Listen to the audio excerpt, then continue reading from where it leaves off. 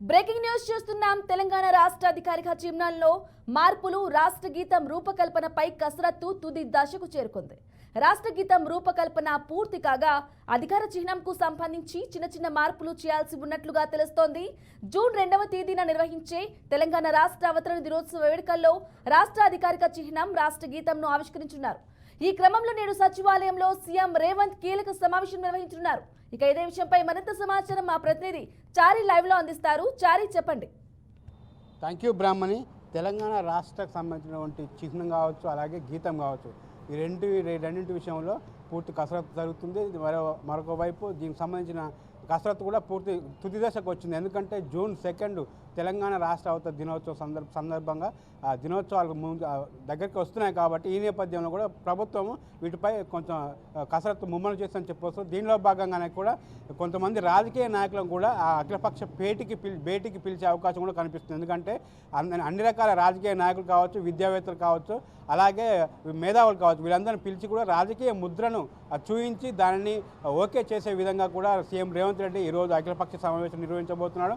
అలాగే దాంతోపాటు రాష్ట్రీయ గీతం అయినటువంటి జయ జయ హే తెలంగాణకు సంబంధించినటువంటి ఆ సాంగ్కు సంబంధించిన కూడా పూర్తి వివరాలు అంటే అడిగి తెలుసుకోబోతున్నాడు. ఎందుకంటే మార్పులు చేర్పులు చేసిన విషయాన్ని వాళ్ళకి చూపించి ఇంకేమైనా మార్పులు చేసే ఉన్నాయా లేవా అని చెప్పేసి వాళ్ళ అనుమతి కావచ్చు, వాళ్ళతోటి పూర్తిగా ఏకీభవించే విధంగా వాళ్ళతో సమావేశాన్ని ఏర్పాటు చేస్తే ఈ రెండు విషయాలపైన ఈరోజు కొలిక్కి వచ్చే అవకాశం ఉంది. మరోవైపు ఈ జాతీయ గీతం కావచ్చు, అలాగే రాజముద్ర కావచ్చు, ఈ రెండింటి కూడా రేపు జూన్ 2న సోనియా గాంధీని ఇన్వైట్ చేశారు తెలంగాణ ఆవిర్భావ దినోత్సవాలకి.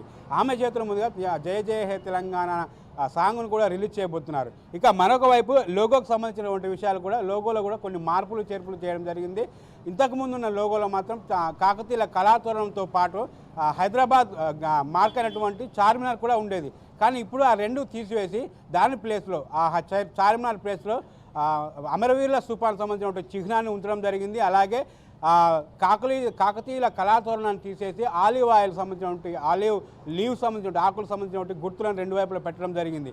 అంటే రెండు రకాలుగా ఇది ఆలివ్ లీవ్ సంబంధించినటువంటి గుర్తుగా, మరొక వైపు రైతులు పండించే వరి ధాన్యానికి సూచనగా కూడా ఈ రెండు రకాలుగా దీన్ని చూపించినట్లుగా వాళ్ళు చూపించడం జరిగింది. ఇక మరొక వైపు జాతీయకు సంబంధించినటువంటి భాషకు సంబంధించినటువంటి విషయాన్ని కూడా ఇందులో వచ్చి కొత్త లోగోలో వాళ్ళు చూపించడం జరిగింది.